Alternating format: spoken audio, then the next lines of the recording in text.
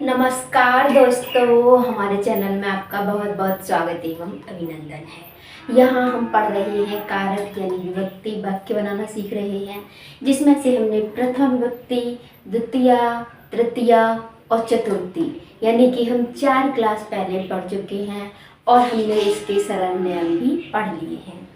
आज ये हमारा अपादान कारक पंचमी विभक्ति है और 5वीं ही क्लास है। तो आइए हमारे साथ इसे प्रारंभ कर लेते हैं।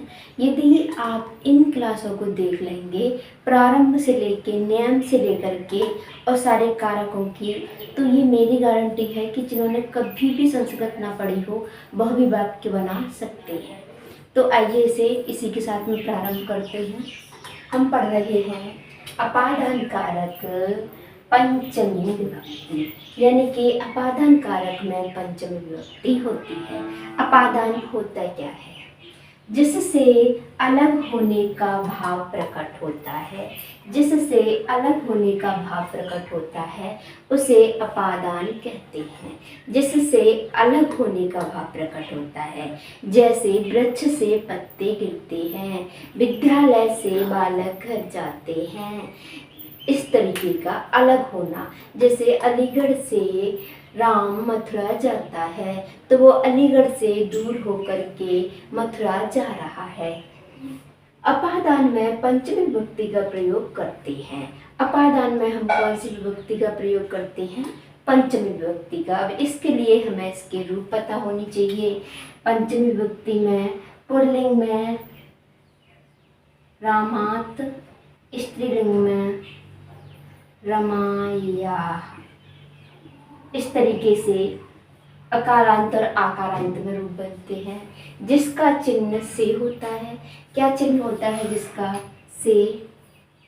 जैसे बालक विद्यालय से घर जाते हैं, माता घर से मंदिर जाती हैं, श्याम विद्यालय से घर आता है। इस तरीके के वाक्य यहाँ हो सकते हैं।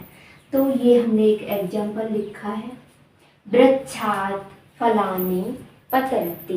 वृक्षात् फलानि पतन्ति। वृक्ष से फल गिरते हैं। वृक्ष से फल गिरते हैं। वृक्षात् ये बहुवचन का है, इसीलिए क्रिया भी बहुवचन की लगी है। फल कितने हैं? बहुत सारे फल हैं। फलम फले फलानि। बहुवचन में फल का इस तरीके से रूप चलता है और इसी के अनुसार ये क्रिया लगी है। पतति पततः पतन्ति। बहुवचन की। वृक्षात्, वृक्ष से पत्ते गिरते हैं। वृक्षात्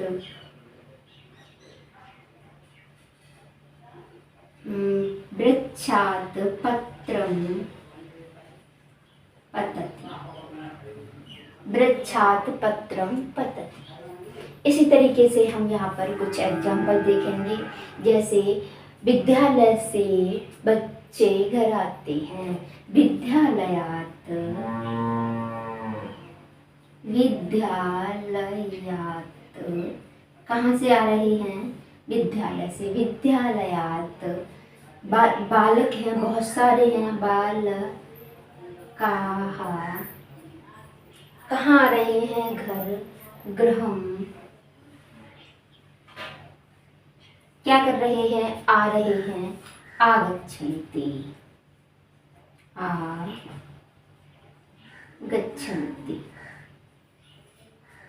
बालक विद्यालय से घर आ रहे हैं। विद्यालयात् बालकाः गृहम् आगच्छन्ति। इसी तरीके से वृद्धः, वृद्धा अम्मा, बूढ़ी अम्मा। वृद्धा देवालयात्, देवालयात्, देवालयात् देवालय कहते हैं मंदिर को। मंदिर से। देवालयात् पंचमी विभक्ति लगा दी है हमने।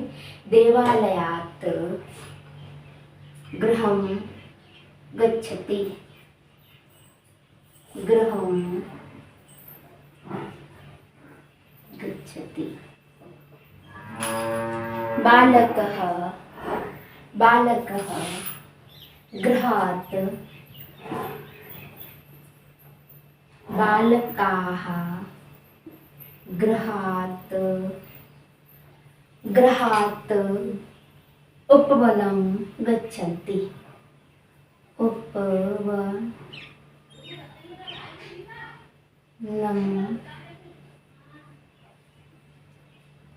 गच्छन्ति। इस तरीके से होगा। इसे हम और इरेज करके और वाक्य बना लेते हैं। जैसे हिमालयात् गंगा प्रवहति। हिमालयात् गंगा प्रवहति। आप समझ ही गए होंगे, हिमालय से गंगा बहती है। हिमालयात्, हिमालय से जल बहता है। हिमालयात् जलम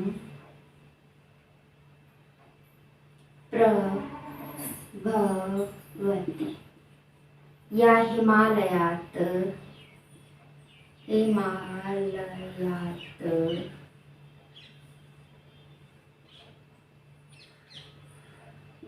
गंगा प्रवहति। हिमालय से गंगा बहती है। जैसे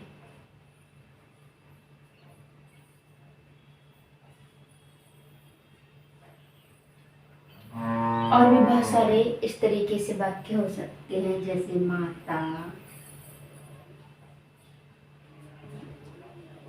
माता गृहात्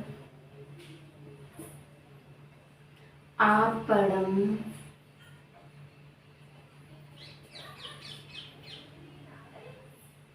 गच्छति। आपणं गच्छति। इस तरीके से बहुत सारे वाक्य हो सकते हैं। अध्यापकः, अध्यापकः, अध्यापकः विद्यालयात्, विद्यालयात् नगरं गच्छति।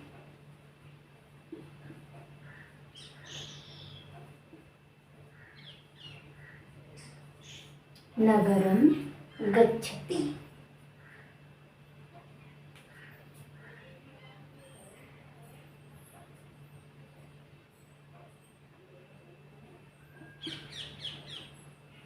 बाला बाटिकायाः, बाटिका कैसा शब्द है? बाटी। इस तरीके से स्त्रीलिंग शब्द है। वाटिका, तो इसका हो जाएगा बाटिकायाः। वाटिकायाः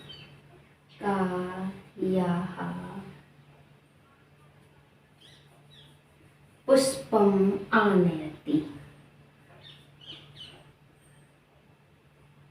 पुष्पम् आनयति।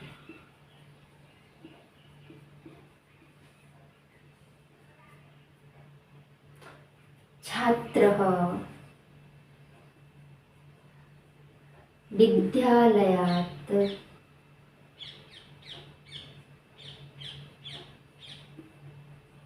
विद्यालयात् पुस्तकम् आनयति।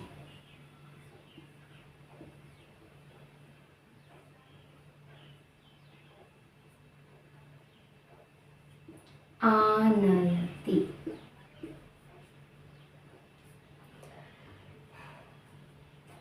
छात्राः, छात्राः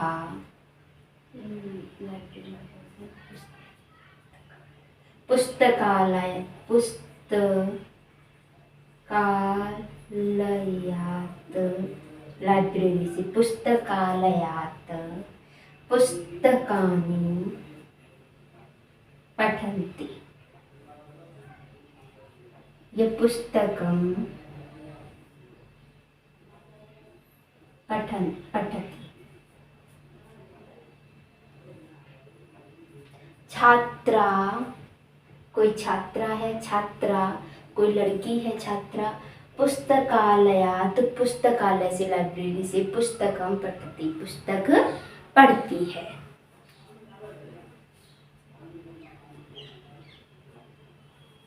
माता, पिता, पिता,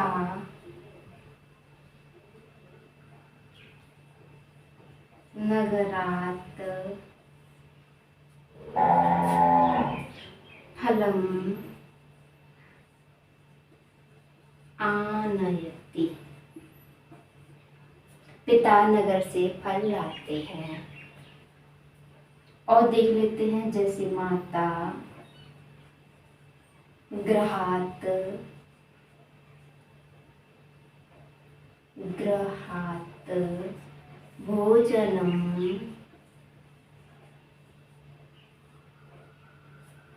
आनयति। आनयति माने होता है लेकर आना, लेकर आना। माता गृहात् भोजनम आनयति, माता घर से भोजन लेकर आती हैं। इस तरीके से और भी बहुत सारे एग्जाम्पल हो सकते हैं। गर्मी बहुत हो रही है और आजकल ये आई फ्लू वाली बीमारी बहुत ज़्यादा फैल रही है प्रत्येक विद्यालय में, जिस कारण से आज थोड़ी सी दिक्कत मुझे भी हो गई है, जिसलिए मैं विद्यालय नहीं गई हूँ और आज मैंने ये क्लास बनाने की सोची। हम ये कारक पढ़ रहे हैं यहाँ पर। हमने सारी विभक्तियों को हम इसी तरीके से पढ़ेंगे, जैसे कि हमने प्रथम विभक्ति को पढ़ा, रामः वाक्यं वदति, राम वाक्य को बोलता है। रामः वदति, रामः गच्छति, श्यामः आगच्छति। तुम सब जाते हो, तुम सब जाते हो। यूयं गच्छथ। इस तरीके से हमने ये प्रयोग प्रथमा में किया। द्वितीय में किया था श्याम भोजन को खाता है, श्यामः भोजनम खादति। तृतीया में हमने साधन के लिए प्रयोग किया था। साधन में हमें तृतीय विभक्ति लगानी थी, जैसे गोपाल हाथ से खाता है, गोपाल हाथ से खाता है। गोपालः हस्तेन खादति। बालक ग्लास से दूध पीता है, बालकः चषकेन दुग्धं पिबति। उसके बाद हमने चतुर्थी विभक्ति संप्रदान में देने के अर्थ में प्रयोग की थी, जैसे माता बिच्छुक को भोजन देती है, माता बिच्छुकाय भोजनम ददाति। नृपः बिच्छुकाय धनम ददाति। नृपः राजा बिच्छुक को धन देता है, नृपः बिच्छुकाय धनम ददाति। अध्यापक छात्र को पुस्तक देता है, अध्यापकः छात्राय पुस्तकम ददाति। इस तरीके से हमने इसका प्रयोग पढ़ा था। और आज हम पंचमी विभक्ति अपादान को पढ़ रहे हैं। अपादान में आपका ज़्यादा कुछ नहीं है, केवल आपको इतना समझना है कि जब दो वस्तुएं अलग अलग हो रही हों, जैसे वृक्ष से फल गिरते हैं तो वो वृक्ष से टूट करके नीचे आ गए, वृक्ष से टूट करके नीचे आ गए, अलग अलग हो गई। जैसे हिमालय से गंगा बहती है तो हिमालय से गंगा दूर हो रही है, बह करके दूर जा रही है। जैसे हिमालय से गंगा बहती है, जैसे माता घर से बाजार जाती है, जैसे पिता नगर से फल लाता है तो नगर से फल जो लेके आए वो फल नगर से दूर हो गए। जैसे माता घर से भोजन लाती है, भोजन घर से दूर हो गया। माता घर से आती है, ये मान लो एक वाक्य, माता घर से आती है। माता गृहात् आगच्छति। माता घर से जाती है, माता घर से जाती है। माता गृहात् गच्छति।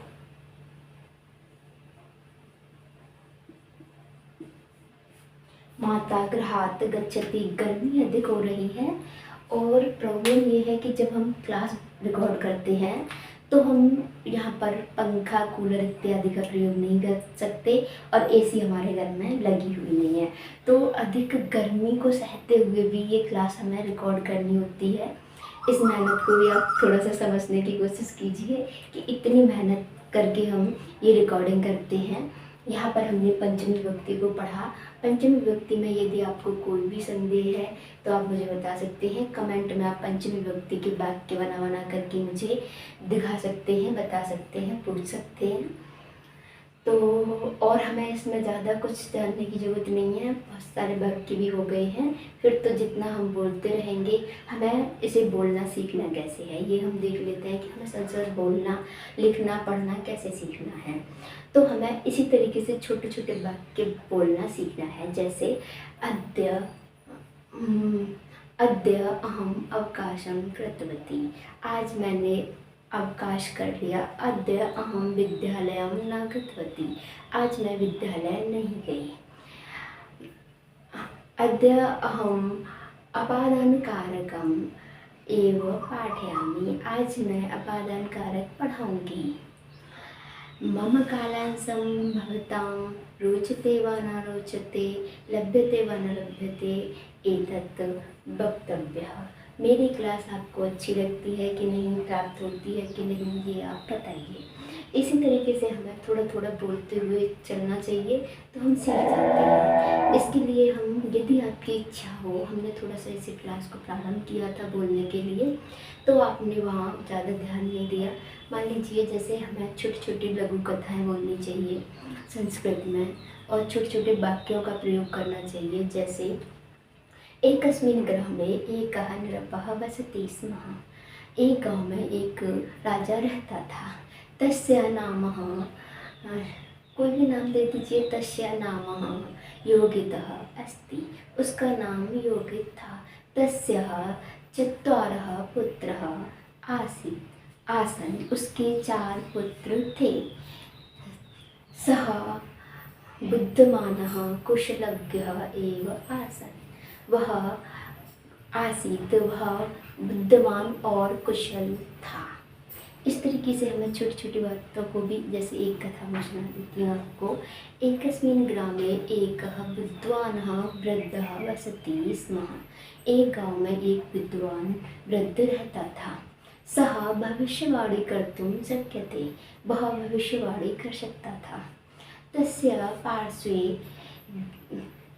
प्रत्येकदिनं जनाः गच्छन्ति स्वभविष्यं ज्ञातुम्। एकस्मिन् दिने एकः चतुरः बालकः तस्य पार्श्वे गतवान्। सः वदति, भवान् मम भविष्यवाणी कर्तुं शक्यते किम्? तर्हि विद्वानः वदति, अवश्यमेव। सः एकं चीटिकां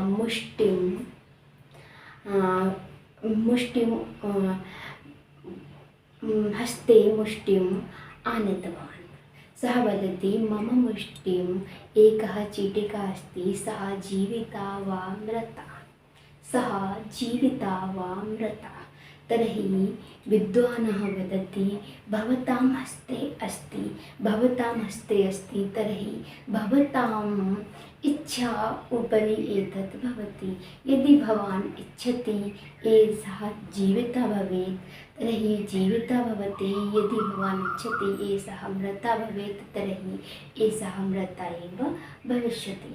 उसने ये कहा कि वह, यदि आपकी इच्छा हो तो इसे मार सकते हैं, यदि आपकी इच्छा, क्योंकि जब हमारी मुट्ठी में कोई चीज़ होती है तो हम उसे तेज़ दबा देंगे तो वो मर जाएगी, और उसे खुला छोड़ देंगे तो वो उड़ जाएगी।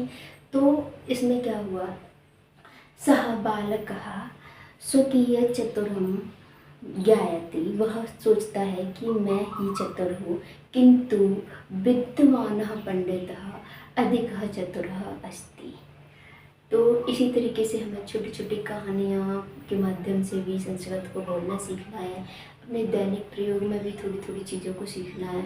जैसे हमें अपनी आसपास की वस्तुओं को सीखना है। जैसे यह श्वेत फलकः, वर्णलेखनी, व्यजनम जो पंखा होता है, गोलदीपः जो बल्ब होता है, द्वारम जो गेट होता है, भित्ति दीवार, भित्ति, उत्पीठिका जो टेबल होती है, आसन्दः जो हमारी चेयर होती है।